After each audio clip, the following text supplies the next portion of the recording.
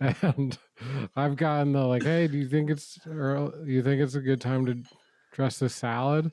And it's like 2 p.m. like the day before the party there.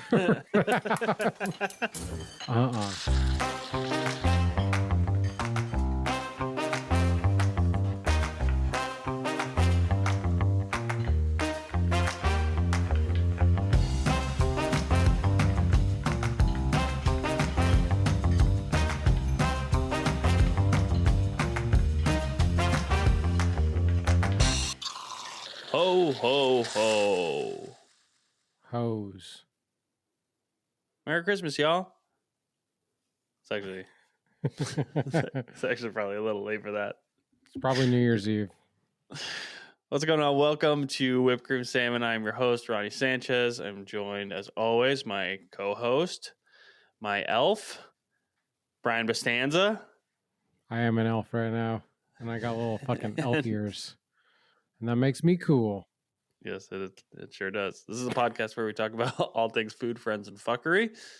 And Brian and I, we got down with some fuckery yesterday. We had a little Christmas party, made some tacos. Brian made some good mole. Well, it was a good time. How you doing? Are doing awesome. Both of us, I'd say. Yeah. I'm speaking for both of us. We gingerly touched our tips and we made beautiful, sweet love to tacos yesterday, didn't we? Yep, we did. I don't know how much of that is true. Of any of that is true. There were no tacos made. There were tacos made. That part's true. Oh, okay. Okay. So both parts were true then. Yeah. So a fully true statement. Yeah, we cruised down to Raleigh yesterday. We made some really delicious tacos, and it was great to see y'all and celebrate Christmas and laugh and smile and all the things. Yeah. How you doing today? Very good. I've got You worked? I did kind of work today. The restaurant's closed, so just kind of did some prep and like a little bit of deep cleaning. Touched on a little bit of like menu development stuff for the new place, but nothing really to write home about. But You're a fancy I head do chef have now. What's that? You're a fancy head chef now. Not yet. You're super fancy. Still a cook. Okay, chef. Cook Boyardee. What if your first employee comes in there and says, "Actually, I'm Chef Billy." And I'll say, "Go lay down, Billy." Go lay down. Yeah, go lay down. Yeah, crock 'em, Ronnie. Yeah, I'm getting the shakes over here. So, Brian brought over some of these resident culture island time Mexican style lagers. Really good. I'm drinking one. Brian's got one too. You yesterday when you left, I thought you took the last one, but you actually left two more in my fridge. You got a few. I got a few. I brought a few home. Yeah. I always think we're all gonna drink like 30 beers in 5 hours together. Yeah. And the girls don't drink any. Maybe they have like a drink. We or me at least. I have like 3 beers, but I always prepare to have 16. Like a good boy. Yeah, this one is so good though. It's like Corona that already has lime in it, but it's better. It's much better than that. Yeah. Yeah, really delicious. This is a Charlotte brewery. Mm-hmm. I've had a few of them on here. They got awesome can art, but yeah, this is a solid beer. I really like this one. Ronnie loves it in the can. Mm-hmm. Gotta have it in the can. Mm-hmm. Do you remember those old 7-Up commercials where it was like make 7-Up yours? Yeah, and or like T-shirts, like on the front of the T-shirt said "Make 7," and then on the back it said "Up yours." So good. It was a great so advertisement. Good. Yeah, and then I mean, so I was just referencing the Bud Light Lime commercials, or maybe it was just one commercial that was just like a bunch of people, and they were like, "Oh yeah, like John loves it in the can." Like, oh, Yeah, that's right. I knew you were touching on something. I couldn't remember what that was from. he's like, I love hanging out by the pool and just getting one in the can, you know? Like, all right, John. Appreciate you. Uh, Yeah. yeah. Yeah, commercials used to be a lot better. Watered down nowadays. Mm-hmm.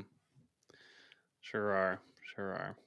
You brought over some really good mole, Thank you. and I actually had some of it just a little bit before we started this pod. Nice. Can you tell me a little bit about what all went into the mole? It was a Rick Sure. Bayless recipe, right?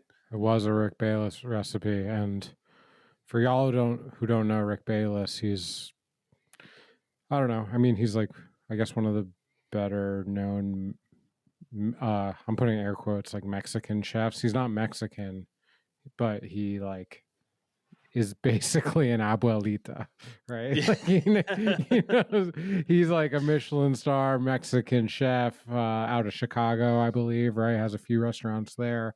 But like also has this, like, I didn't even know that he had this like awesome YouTube channel where he's just like cranking out moles on YouTube and like Mm-hmm. showing you exactly how to do it. And like all the comments are like, oh yeah, I'm like from Oaxaca, this is how my family does it, like thank you Rick Bayless for like spreading our cuisine. Like he's super, I mean, he's super legit, and he's like explaining the different chilies that are going into it, and like how you can tell the quality of each of these chilies, and like, yeah, there's so much technique that's involved, and like also explaining like, oh, like I'm in this Western kitchen, but like if we were doing this in Oaxaca, we might be doing this in a clay pot over some stuff, right? Like he's just like really good at like getting like super high like attention to detail.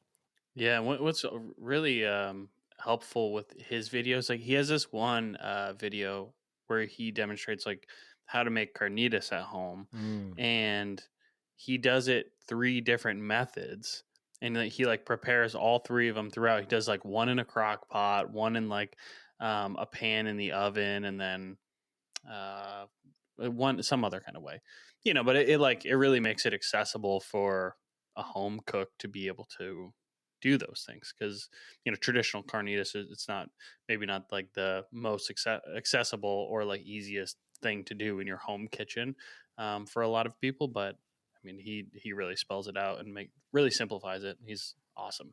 Totally. And it's like Super detailed. this thing that like you're going to do in a couple hours. Well, it took him like 15 years to figure out how to how to tell you how to do it, right? Like, and For like sure, that's how he's yeah. made his career, and it's awesome.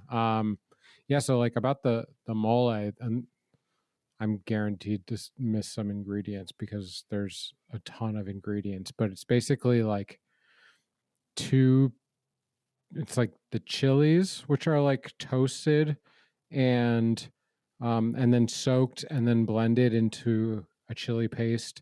And then there's like all the other things that are toasted, either toasted or roasted and then blended together. And it's like these two. So this is like the Rick Bayless like black moles, I guess, the recipe, and we'll link this in the show descriptions. But so yeah, the chili paste was just like three different types of chilies, soaked like or toasted, right? So like you first like open up these chilies and you take all the seeds out, and then you're in a cast iron pan, a dry cast iron pan, like toasting these chilies, and like it takes a long time. It's like it's like kind of over like under like medium heat, and you like have these open chilies, and like if you've seen a dried chili, they're either like have like a red tinge to them, or like some of them are like really really black looking, right? Hmm. And some of these that are black, like you start toasting them, and the inside, like it's not flesh, but it's like the ribs of the dried chili, like start to, they go from like black to like a chocolate, like milk chocolate or like tobacco brown color.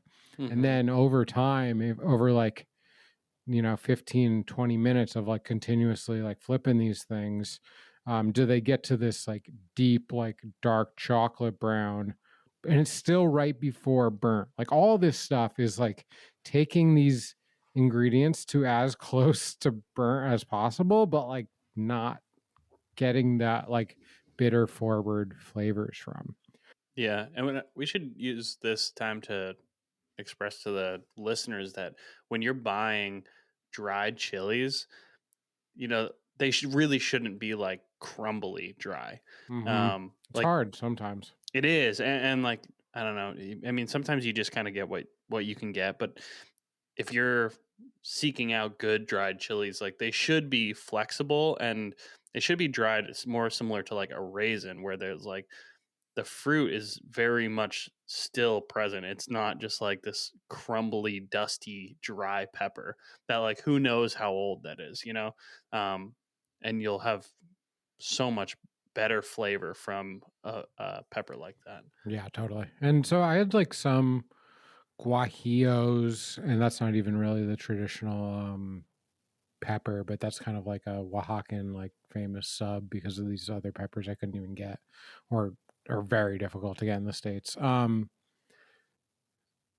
I had some that were okay. Most of the chilies I had were kind of just like you're explaining, like kind of crispy and um yeah, not great chilies for sure. But I don't even Yeah. really know where to get. Like you go to like the Mexican Mart, it's like the only place I know really where to get them or how to get them. You just pick out the best looking ones that you can, touch them Yeah. and see if they're cracking. But some of them are just, you know, also Yeah. like, yeah. Like I And said, sometimes you just have to get what you can get. But sure, every once in a while, you'll find some in a grocery store. Give the bag a feel, and sometimes you can get some like nice, still soft peppers, and then put them in like a Ziploc or something to kind of, preserve them, keep them quote unquote fresh. They're they're dried peppers, but sure. you know, And then, so then there's the whole like other batch of ingredients, which are all like after toasting the chilies, you start soaking the chilies in water. And then toast sesame seeds, toast almonds, peanuts, bread. Just had like I think I got some like kind of like hard rolls almost, and use mm, that. Could you like kind of like a baguette? I guess actually they were kind of like little like kind of baguette rolls almost. Is what I used. Um, Tortillas. I had corn tortillas that I'm like roasting till like very dark. Um, and then roasted tomatoes, tomatillos, onions, all like end up together. All this stuff is ending up in a single bowl. Raisins get into there. Is that kind of most of it? And then like the dried like spices. So it's like mm-hmm. Mexican oregano, cloves, cinnamon. Um, Not all the common ones that you would think. Like there's no coriander in this recipe. There's no like like no cilantro kind of flavor. Like there's the tomato. There's no cumin in there, right? Like those are all like Mexican. Like the first thing you think when you think of like Mexican spices, that isn't in there. So it is very unique. And then Super unique. yeah, so then like all that stuff is like darkly roasted. Like this stuff is like the bread is like borderline burnt almost, or like I actually like staled it for like a day. I like left it on the counter for like I don't know 12 hours and then toasted it, and it's like if you bit into this, you might like break your tooth, right? And then so Right. you throw all this stuff together, roasted, toasted into a bowl with some chicken stock, and then that gets spun up in the blender. Um, and then yeah, so I kind of like did all that stuff day one. Day two, which was Christmas Eve, I like started to make the mole, and then you like cook down the chili paste in oil. Put like a healthy amount of like I use like vegetable oil or actually like grapeseed oil, whatever like neutral oil I had. Mm-hmm. I think like lard is like definitely like would be a good move if you had some. And then get that like pretty hot and then just start cooking down that like chili paste, right? And that probably takes like 15-20 minutes. It's already like super thick and dark, and blended with the water that it was soaked in. So it's like very dark at that point.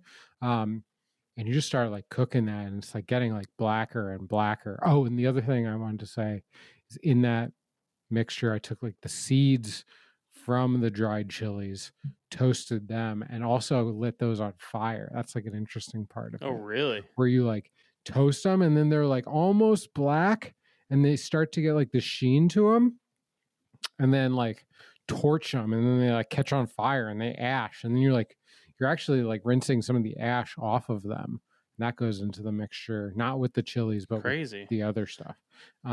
Yeah, pretty cool. And did you mention already the chocolate in the recipe, or No, so that's all at the end.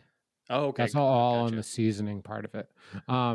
So yeah, cook down that chili paste. It's like reducing further. It's getting darker and darker, and then like I, the oil does like incorporate with the chili paste, but then eventually like it starts to separate itself, and that's like Hmm. you said, like one of the indications where you're like ready to move forward. Add the other, it's like puree or paste to that. And then I like simmer that entire batch together for probably 2+ hours.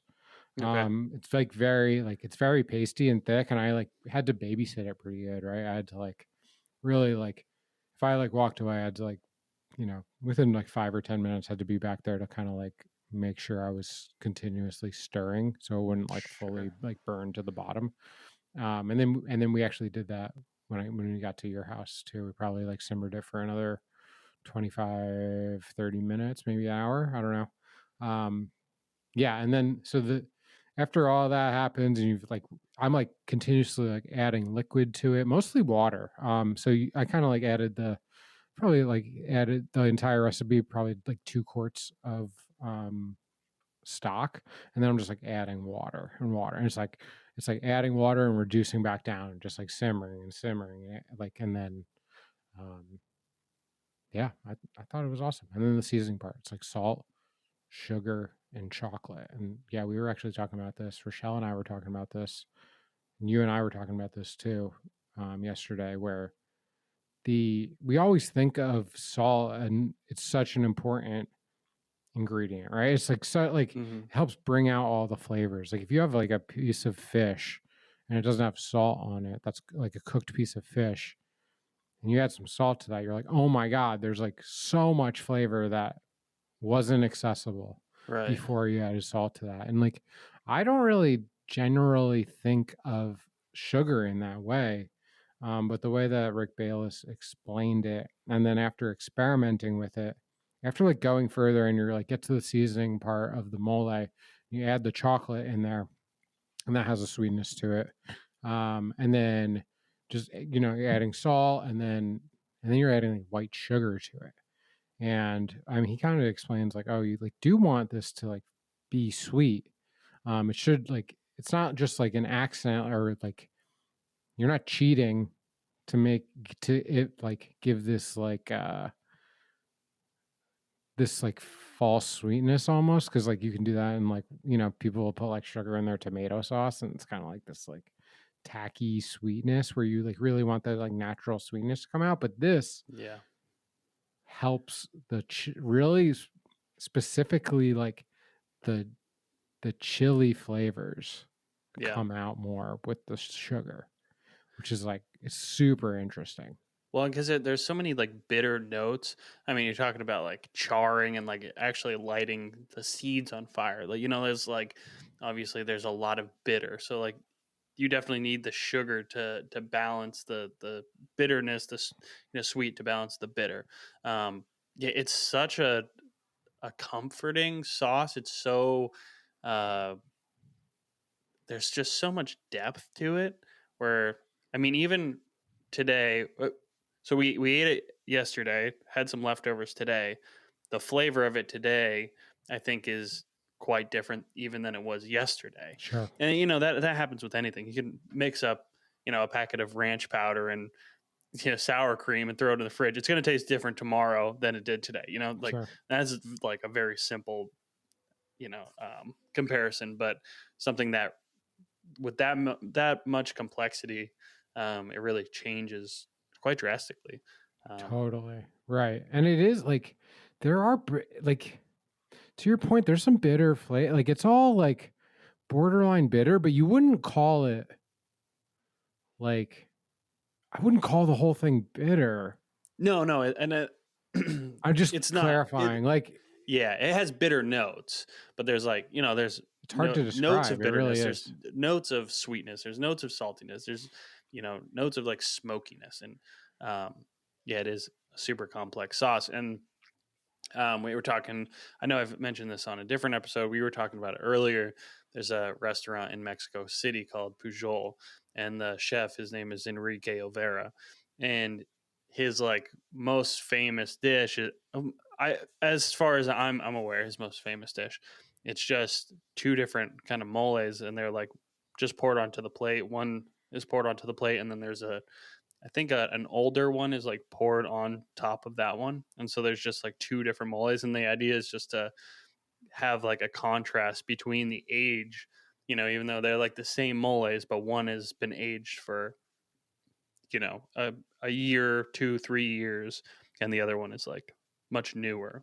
So And what does that mean exactly? Aged? Like so I made some mole this week, right? Like it's yeah, 3 days old right now. What is that like? Were you like aging and like continuously like when I think of aging, I think of like either like fermenting, yeah, or is it in a cooler, or is it out? Are we yeah. like, I'm not. do we I'm have not. culture growing and stuff? I'm not. Or is it continuously cooked? Or are we talking about like, oh, I'm like, we've talked about on the podcast, we talked about like Chinese master sauce, right? Where you're like have this sauce where you Right. like keep making and you keep on using and you're poaching different stuff in it and you keep adding ingredients to it and then you freeze it and you're boiling it again and that can, 100-year-old master sauce. That's really interesting. It says here, Pujol ages their signature mole called mole madre. So it's like a mother, by continuously adding fresh batches of mole to their existing large pot and allowing it to evolve over a very long period, sometimes reaching over 1,000 days old. This one here, it says um, that this was in 2022. It says it's now 2,500 days old. So, um, yeah, I'm not exactly sure, and I don't want to give any misinformation about how they're doing their sauce. Um, It sounds fairly. I would guess that. I mean, if we just take a stab at what we think it is, I mean, it's probably that, right? Like they have the sauce.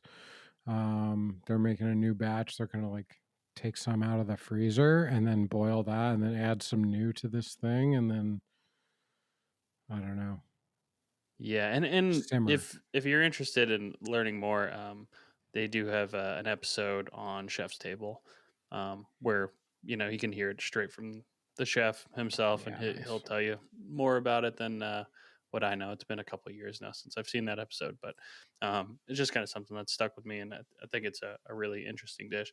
And there's also a lot of different kinds of mole. There's also like green moles and yellow moles. I don't know if you've encountered any of those, but I actually like don't fully know what the definition of a mole is. I was just saying that actually. We served this thing at Azul. mm-hmm, We called it red mole. It's basically just like Mexican tomato sauce, right? It was like red bell peppers and tomatoes and spices and tomatillos and onions and the same thing. You're roasting all this stuff um, and then blending it together, and it made this really delicious like red sauce. mm-hmm. It's not anything close to what like a brown or black mole. Was it? Was there any? Maybe you just said it and I missed it. Was there any kind of like seeds or nuts or anything in it? No, I mean, we probably just called it. We just probably called it this, even Yeah. though it was like, and I could probably speak for Mark in saying that, like, in a restaurant doing volume like that, I'm sure that they wouldn't want nuts anywhere near Yeah, anything. that's fair. That's fair. Unfortunately, yeah, It's lame, but it's fair. yep. I'll send you over. Dragon D's nuts. I'll send you over this mole verde. Thunder to the Yeah, I was thunder. wondering. I asked if it had any nuts or seeds because this verde mole verde has pepitas in it. So I was thinking that maybe the definition of a mole had to do with, like nuts or seeds in it, but yeah, do not know. Verde, huh? Yeah. It looks cool, super like bright, like I don't know. It could also be the image, but it's almost like tennis ball green. It's so bright. Lettuce, garlic, cilantro, jalapenos, Super, super weird that there's romaine lettuce in that. tomatillos. Yeah, I'd like to experiment with some other stuff. And also like, yeah, we'll link a bunch of stuff in the show notes, but like, and Rick's kind of going into this. He's like, oh, this is like, you're taking on this thing. Like you're not going to do this every day. This is for special occasions. Like Right. if you want to do black mole, it's going to take like a long time. Like you have to be patient. Like the whole thing is an exercise in patience. He also has on his channel like, oh, this is a beginner mole, and this is like it's a red mole, and this is taco mole. Like, yeah, there's a lot of good information. I think it does range from like the most complex, like in like attention to detail stuff to like pretty beginner like starter recipes too. It's pretty cool. Yeah, and a lot of like mole dishes, like when you see like a chicken mole, it's a really simple dish, and I think the idea is to kind of showcase the mole itself, like Right. like like chicken mole, like the chicken is really just a vessel for the mole, it's like just Right. something to eat it with, but it's usually just like rice, roasted chicken, and then the mole on top, or braised chicken maybe. Yeah, it's a really beautiful dish. Yeah. In fact, the video I was watching, he was like, there was no we're serving this. Like he does actually like at the end he's like I'm not going to show how to serve this as an entree. But he does wind up like he does have like a pork loin that he like cuts up and just lays on top of this thing. It's like it's barely a dish, right? It's just like a roasted chunk of meat sitting on top of this beautiful black mole. And yeah, to your point, I think that's what most of it is. And I was like, what should? Because it's funny because we were talking about making tacos. You got Rochelle the tortilla press. It's awesome. And earlier in the day, or maybe it was the day before, you're like, oh, do you want to do tacos? And I was like, I'm not even sure if we'll do tacos with this mole or if it's just like another dish completely. And then I started like what should we do with this? And it's like, well, you could do tacos, you could just do like chicken, and then you do enchiladas with this stuff. So it's like it is very like do whatever you want with it is the point I'm trying to make. It's not like yeah, I think I thought that it was gonna be like roasted chicken mole was the dish, and it's really just mole. That's kind of the dish. Yeah. Yeah. Yeah. Our listeners should definitely give it a shot if you're looking for a fun, like all day cooking kind of project. Kind of a labor of love, definitely a labor of love, but yeah, it's a cool thing to make. Money. Money. Share it with someone you love. Let's talk about tortillas though while we're on the topic. Yeah. Yeah, you want to talk about the gift you got Rochelle for Christmas? Yeah, we talked about it a bit last week. Got her a tortilla press and got some like really nice heirloom massas. It was like a really beautiful like blue corn, and there was a red corn, white and yellow. So we did blue and red for our tacos. We also made some carne asada tacos. Initially, I thought we were like designating. We're like, oh, the blue ones will be for the carne asada, and the red one. It ended up just being everybody put anything on whatever, and I think that was ultimately the better way to do it. Anyhow, but yeah, no, it was good. It was fun. And everybody got involved. The girls were making tortillas, we were making tortillas. Like it was just kind of like a fun, interactive, day in the kitchen. So yeah, make yourself some tortillas too. They're really easy. Just water and a masa and flatten them out. You don't even really need a press. The press is nice because it makes it such an easy, consistent, right? Consistent, perfect one. Yeah, for corn is harder. Like because because I've done a decent amount of just flour tortillas, and they're a little more when you roll them out with a rolling pin, they'll like snap back a little bit. They're not so delicate to work with. It's just some dough that you're working with. Mm-hmm. With the corn, they're super delicate. Yeah. Until you like start cooking them up. In fact, they're like could like you could poke a hole in them like really easy with your pinky. Yeah, and then there is a little bit of a learning curve to them, and I think like I far from mastered the tortilla making, even though it was, like I said, it was simple. I mean, just water and flour, but no, I do think there is a little bit of a technique to it. Some of them would puff and some of them wouldn't, and I want the puff. I think you need the puff. I think so too. I think very few of the ones that we did actually puffed, or at least the ones that I Yeah. was touching actually puffed. I think it's like the perfect thickness is really what I think. What you need, yeah. Yeah. I want to pull this thing up because we were talking about it yesterday. The pomme souffle. The pomme souffle. It's not multiple pieces of It's not. potato. That's crazy. Wait a I second. think does it just tell you? It's just a very specific temperature and thickness. Wait. No, read step 5. Oh. Huh. Really? So I think I was wrong. I thought that this was just Brian, you lied to me. It's do you remember 3D Doritos? yeah.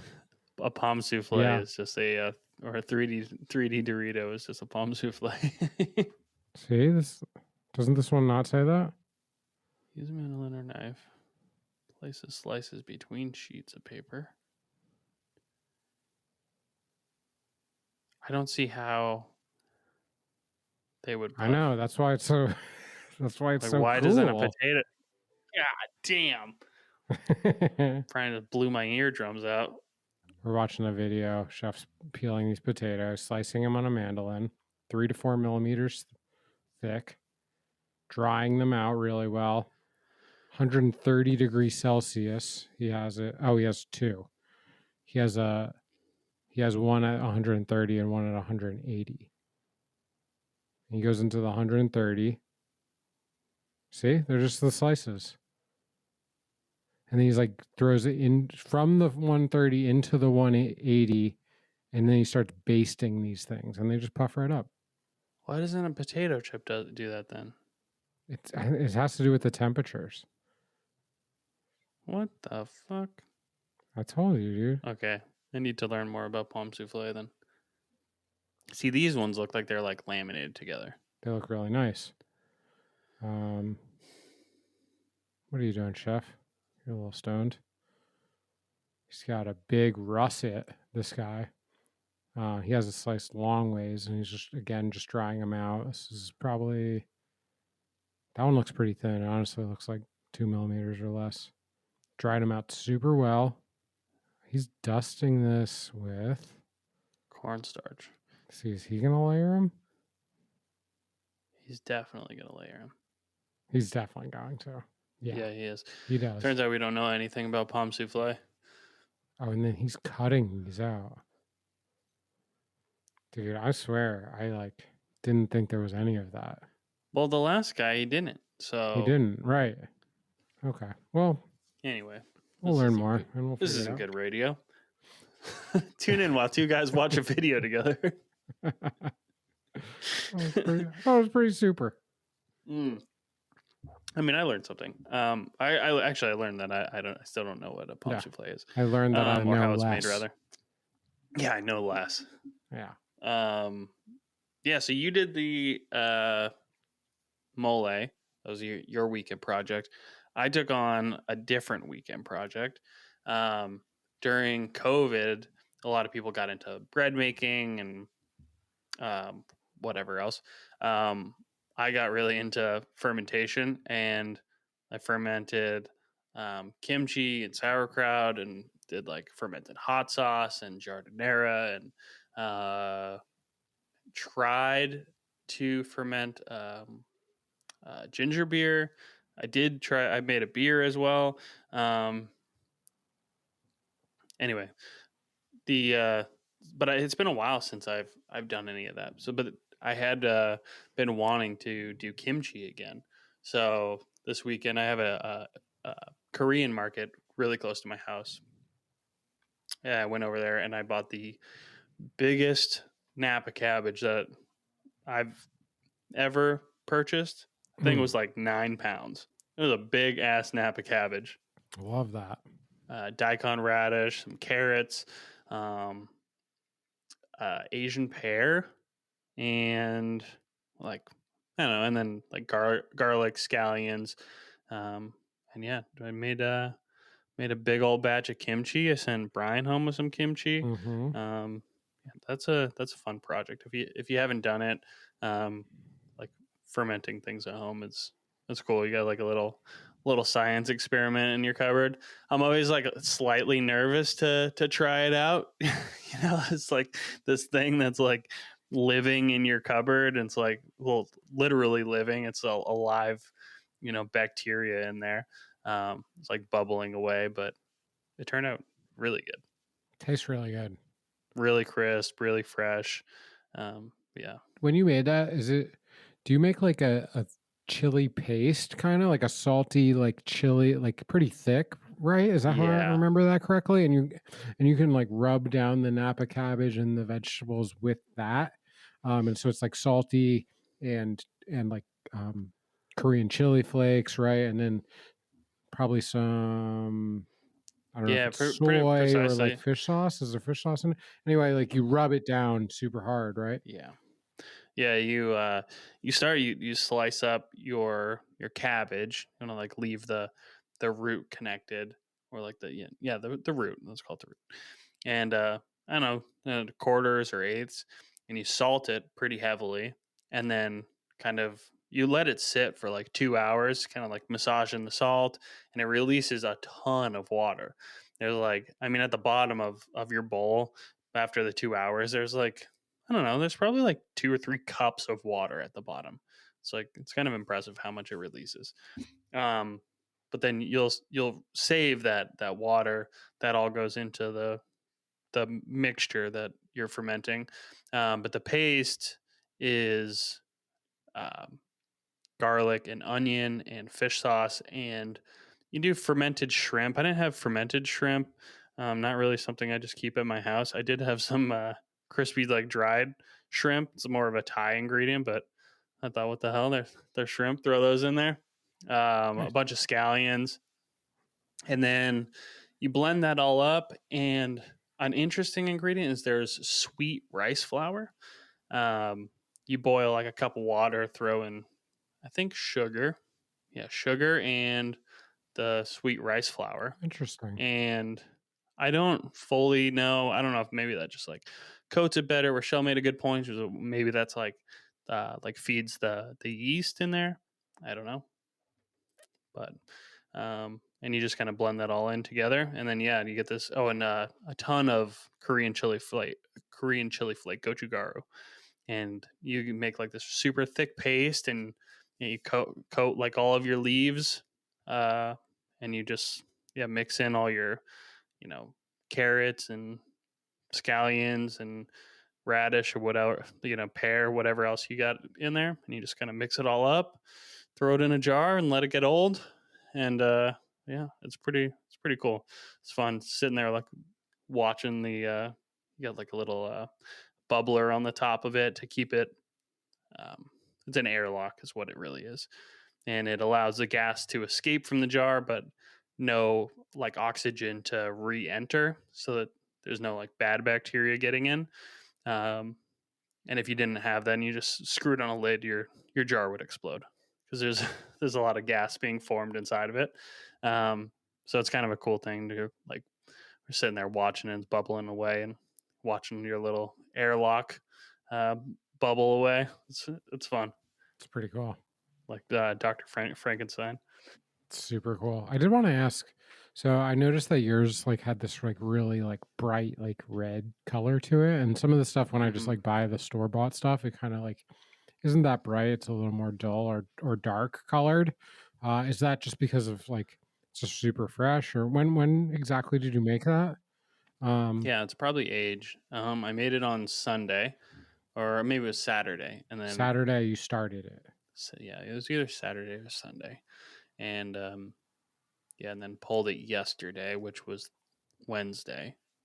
So it fermented what, like 3 days, 3 or 4 days, depending on when I started. I can't remember.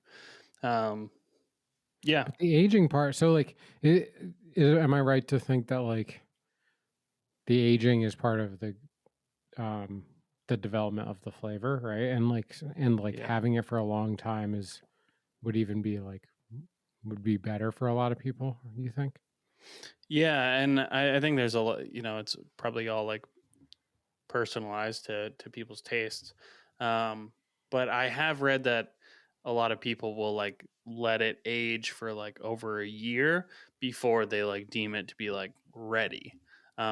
But then I've also seen like you can do like a quick kimchi where they just like mix up basically the same mixture and they'll eat it right away. So, and I've done that with just like cucumber. You just kind of make like kind of a similar mixture and just like shake it up in a quart container with your cucumber and everything. And it's basically the same kind of principle as like a quick pickle, but just like a kind of a quick kimchi. Which is, I mean, it's still delicious, but yeah, like a lot of flavor develops it. I think as it's younger, like sometimes it can be like the cabbage can even be like a little like effervescent, um, or like definitely brighter. And I think as it gets older, um, it just becomes deeper and maybe a little funkier. And um, yeah, I mean it's a living thing. So um, Yeah. during COVID, I was telling you about this, but I did sauerkraut and I wasn't sure how long I should age it for. So I made my batch and I split it into 3 batches, and I aged one for 1 week, one for 2 weeks, and one for 3 weeks. And the one that I aged for only 1 week, it was very vegetal. Um, and at first I liked it, but um, after like our testing, I decided that I maybe liked that one the least. 2 weeks was like perfect. It was like perfectly funky, perfectly like acidic and sour, and like all the things that you want from a good sauerkraut. And then the 3 weeks was just like too funky. It just got like it's kind of I don't. It was good, but it was like I don't know. You got to be like a real big fan of sauerkraut to be into that one. It was, I mean, it's similar to like blue cheeses and stuff. Like, dude, I like blue cheese. There's some blue cheese I'm like that's way too funky. That's Yeah, too much feet in that batch. for Um, sure. yeah, and that sauerkraut was definitely it was like clear out a room when you open the jar. It's like it's pretty farty. That's cool. I'd like to mess around more with that stuff. Yeah, it's fun. We did fermented hot sauce at Azul. We did in big Oh, batches. nice. That was pretty cool. Um, had a bunch of chilies that we fermented and had culture that we had like a mother culture that we kept using and passing along. And yeah, it was really good. It was awesome. Cool. Hell Yeah. yeah. Do you remember what kind of chilies you used? Fresno's was Fresno's bell peppers. I think we wound up like at a time like figuring out the ratio where it worked best and like also like we had some hot batches. Like also the clientele there is not like a blow your head off kind of clientele. Like something a little more mild is it's the intention of the sauce was just to go on every table Yeah. anyway. And yeah, I'd say like probably like maybe it was a third Fresnos and then like 2/3 like red bells. Gotcha. Yeah. Yeah, I did a Fresno hot sauce during COVID as well. And um, what's interesting is like, so when you're doing your fermentation, you're leaving it at like room temperature, typically like in a like dark, cool place, before you like put it in your fridge. And it's the same concept when you're like doing pizza dough. Some people do like a cold ferment. Some people do like a room temp or even like a proofing process where it's actually warmer. And I don't know a whole lot about like fermentation, so I don't want to like, you know, talk too much about it, but there's just like different thought processes behind it. But even when it's cold, it'll still ferment. So that's why I was telling you, it was like, I had just pulled the kimchi yesterday, just corded it up, put it in the fridge. You don't want to like put the lid on all the way because it could, pop, because it is still fermenting. And by putting it in the fridge, it slows down the fermentation process, but it's still it's still going, for sure. And at this point, like, it's in a plastic cork container, it's not going to like explode. But what might happen is it would like potentially like pop open and probably splatter red kimchi juice like on stuff in there. It'd probably be about the extent of it at this point. But anyway, when we did the Fresno hot sauce, we had a batch that was in the fridge for probably a couple months, and I opened up the hot sauce jar, and it just started like just overflowing from the jar and just like wouldn't stop, and it pretty much emptied all of the contents of the hot sauce jar like onto the cutting board. It just wouldn't stop overflowing. So like it is still alive. It is still fermenting in there.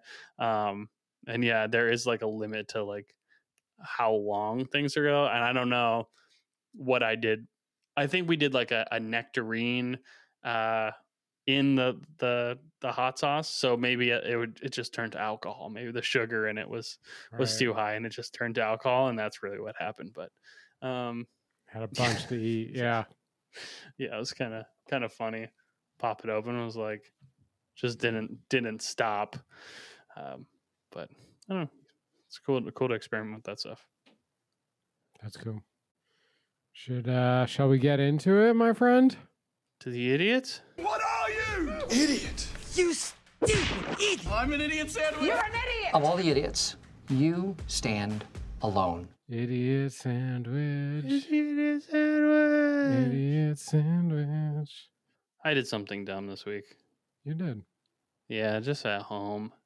Okay. I was gonna just throw together like a really quick carbonara.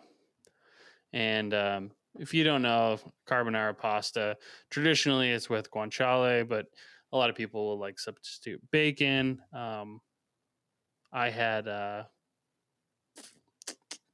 something similar to, what did I have? Let's call it guanciale. What's that? Pancetta? I did pancetta. Thank you. I was going to say prosciutto. I was like, no, that's definitely not what I had. Yeah, I had pancetta. And to make carbonara, you cook down your pancetta, render out the fat from that, and then you got your pasta boiling, and you'll just take your pasta straight out of your pasta water, throw it into your rendered pork fat. You can add some pasta water to that and kind of move it around pretty good, and just you kind of want to like emulsify the water with the fat a little bit. And then off the heat, you're supposed to take scrambled egg with Parmesan and cracked black pepper, and you throw it in there. And you want to do it off the heat. And a lot of times what I'll do is I'll just actually take the contents of the pan, dump it into a bowl, and then throw in my egg. And that's a good way to ensure that you don't get scrambled eggs. Well, for some reason, I just like lost the plot and forgot what I was doing. And I just took my bowl of eggs and I threw it straight into my hot bacon or, pancetta fat pan. And I just made scrambled eggs in my pan. I just completely ruined dinner and I had to start from scratch. So, idiot sandwich me. Don't scramble your eggs. Unless you want scrambled eggs. Unless you want scrambled eggs. And in that case, get yourself a nonstick pan and cook yourself some scrambled eggs in a nonstick. Yeah. Congratulations, Ronnie. Thank you. Proud of you. Yeah, I was pretty upset with myself on that one. It's easy to do. Even if you take it off the pot, or off the heat, you can do it pretty easily if you're not being careful. It's super easy to do if you just pour your eggs into ripping hot bacon fat or pork fat, I should say. Yeah, that's a great way to make scrambled eggs, though. Just scrambled immediately as it hit the pan. And then I tried to move quick. I'm like, oh no, quick, throw in my pasta, No, it was too late. Yeah. It was too late. And then I just had this It's like egg gross. foo young. Oh yeah, I just had this gross, Italian egg foo young, and I just scraped it straight into the trash. So good. So yeah, idiot sandwich. Congrats. Thanks, bud. I'm gonna pick on my love this week. My Let's sweet go. Sammy. Sweet Sammy. She didn't do something this week, but it's something that she does kind of often. And so this is somewhere between an idiot sandwich and a tip, I'll say. Okay. Sammy, she likes to be prepared. She has a recipe that she's working on. She'll often pick out the veg thing. Like if I'm getting my hands dirty with some meat or some sauces or some stuff, she'll pick a veg or a salad on this, to like fill in the gaps. And often when she picks a salad, she'll chop up all her stuff. She'll make her dressing, and then with zero regard for how far away the event is, the salad will get dressed. Yeah. And I've gotten the like, hey, do you think it's a good time to dress the salad? And it's like 2 p.m. like the day before the party that and I'm like, So the tip is when you have 20 seconds until you're supposed to serve it, that's when you should dress the salad. Yeah. Maybe 15. Yeah. An hour, way too long. Way too long. A day, far, far too long. 15 minutes, too long. So sorry, my sweet Sammy, but we're gonna time out those salad dressings from here on out. Yeah. And congratulations. Way to go, Sammy. Thank you for teaching our listeners. Professor Sammy. Professora. Professor Sammy. Speaking of Professor Sammy, I hear the school bell. Beep, beep, beep, beep, beep, beep, beep, beep, beep. We gotta go. It's the whipped cream salmon school for cooks that don't cook good. How do you do it? Let me hit you with some knowledge. This is the moment we've all been waiting for. Let's go. Let's go. Let's go. Brian's flashing his nips. Brian, do you have see a my tip for us shirt? today? Hold on. Can I show you my shirt first? Yeah, what shirt you got? My sister got it for me for Christmas. Okay. And it's a volleyball/food shirt. Nice. Holy guacamole. That is really funny. It has an avocado stuffing a volleyball on someone who presumably just tried to spike it on him. Really funny. That's a hilarious shirt. Holy guacamole. Yeah, that's a good one. We we didn't really talk about any kind of gifts or presents, but my love got me a knife and a new knife bag. I'm really stoked about it. And this awesome hat that I'm wearing that's got a quart container on it. Does it have blue tape on it? Yeah. Does it say rad on the blue tape? No, it says H and B. What does it say? H and B. That's H and B is the brand? Yeah, Headley and Bennett. Oh, gotcha. That's pretty cool. A quart container on it. I love it. That might be a pint, to be honest. Yeah, it's definitely a pint container, actually. But it's a deli. It's a deli cup. for sure. It's a deli cup. It's pretty funny. Yeah. So we got Bonnaroo tickets for Christmas. Let's go. Yeah.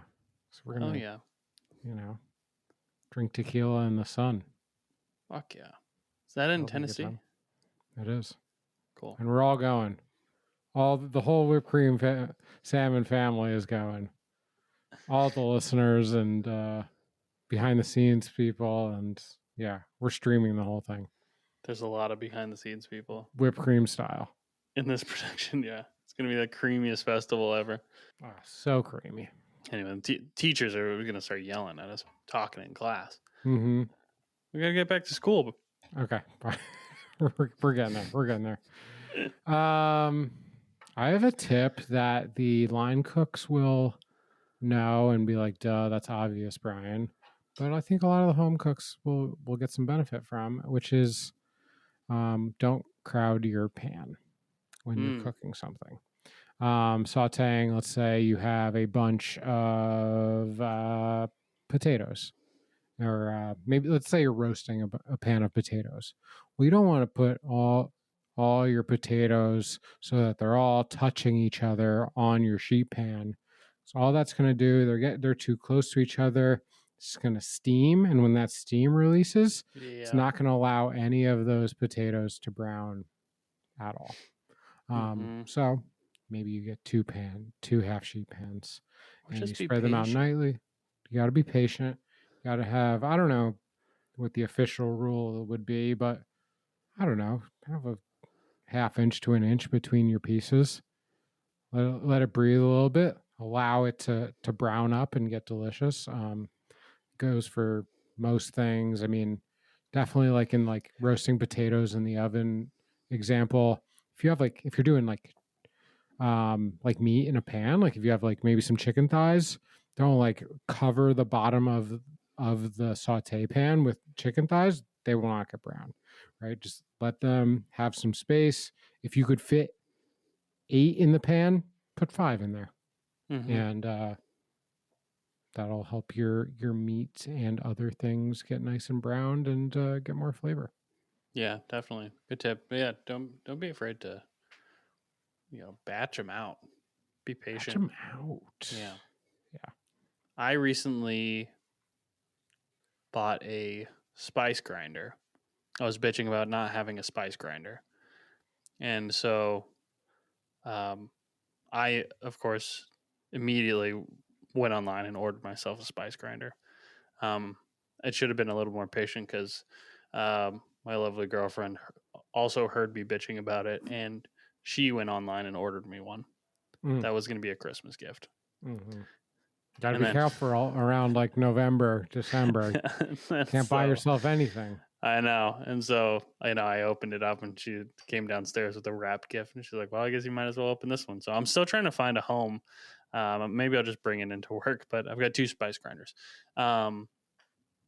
You guys should go out and also get yourself a spice grinder. The difference between like fresh coriander or that like dried coriander that you get in a bottle is so drastic.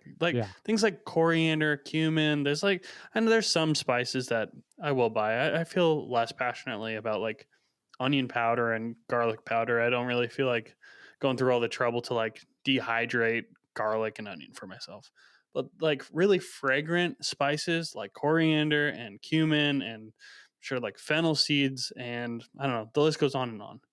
If you have the time or you're like, especially if you're making something that's like really, spice forward. I know like a lot of Indian food is like has tons of spices and like same can be said with Mexican food.